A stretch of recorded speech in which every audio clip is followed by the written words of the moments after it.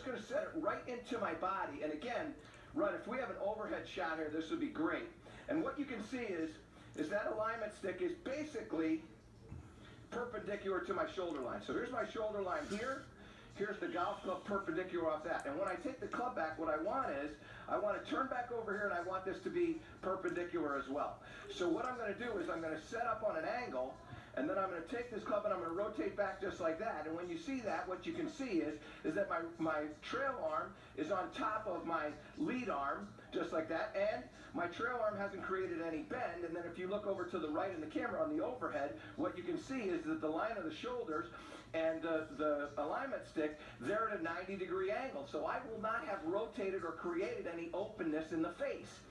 So now, I do that with a golf club, and I make this move, and what I can see is that golf club in this position is just about parallel to my spine angle in the camera 2, which is the down the line camera. It's just about parallel to that. So now I take this and I extend this out like this, and you can see that the golf club is outside of my hands. So when I take the club back, what I'm doing is I'm making sure that I'm rotating the body at the same rate of speed as the club head is moving, and I haven't spun the face open. So many times what happens is you take the club back and you go like this, and early on you're bending that elbow or you're flicking those hands up, and the club face is rotating into an open position.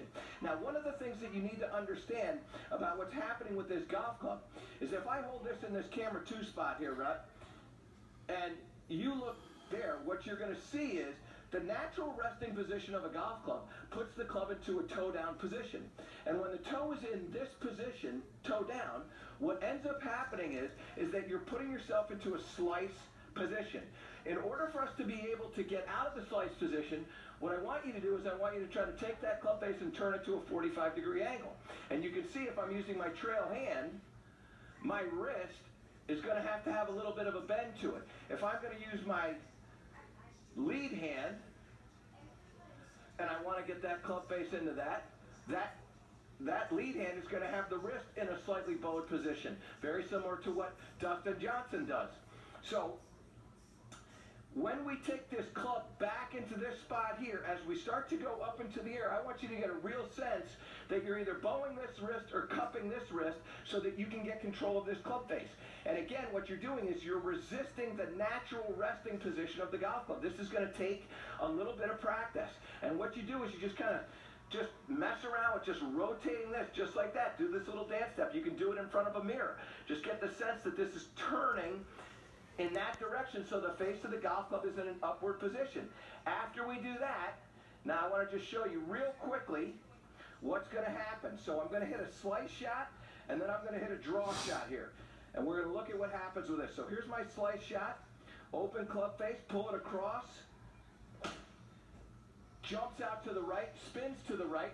When this ball comes down, let's just look at what our distance is on that, because this is something that you really need to pay attention to.